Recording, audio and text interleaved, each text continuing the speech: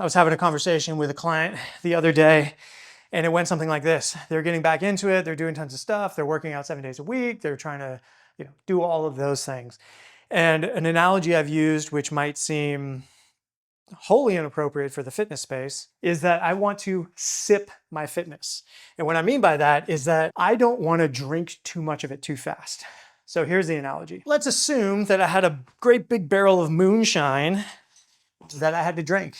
I'm like, all right, I'm gonna get in there, I'm gonna get to it. And I got this great big barrel of moonshine, and I take a big cup and I slam it, and I'm immediately starting to go blind. I pass out, I vomit.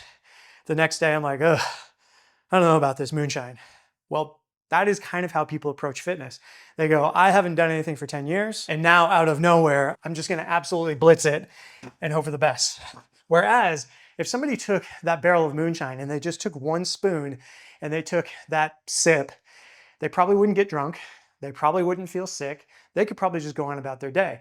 And the next day they come in and they take one more sip, and the next day one more sip, and the next day one more sip, and so on until today I won't notice the level of the bucket going down, maybe not even this month. But all of a sudden, 3 or 4 months, I can see the line of that moonshine starting to dissipate.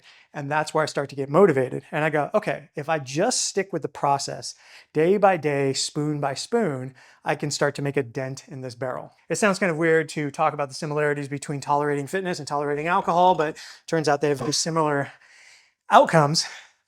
The more fitness I can tolerate, the more fitness I can put into my routine. So 2 productive days becomes 3 productive days. 1 scoop of moonshine becomes 2 scoops of moonshine. And then I start to see that barrel click down faster. I start to see my muscles grow faster. And then if you think about what happens at the end of a year, all of a sudden you are halfway to your goal.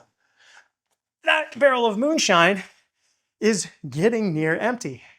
And you are not sick, you're not messed up, you're not injured, if we're talking specifically about fitness, and you have the motivation to go on. Then you get to the end of the barrel and you go, well, that actually wasn't so bad.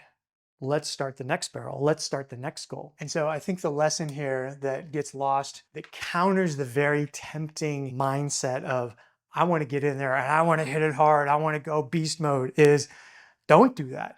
Because you can make a surprising amount of gains by literally just doing a little bit and letting that interest compound over time, another great analogy for fitness, and let the years click by as you get fitter and fitter and fitter without suffering an injury, without suffering decline in morale, and without feeling overwhelmed.